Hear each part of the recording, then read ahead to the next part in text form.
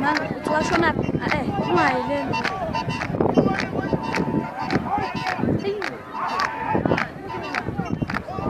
Ubani nalo kulana ndenda mala. Kodwa yena wakamthuli.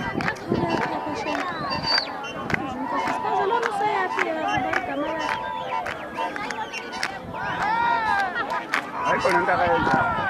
Mona ifanele senja kulena. Hayi ayikho into akayenzayo. Hayi lo yakuhlupha. Njoba nawe wadinga ukuyenza. Asekhayinga. Umntwana ngasephakathi. Asekhayinga. Ukuba silapha ngahlambethe. Hayi ngikufika fana. Hayibo.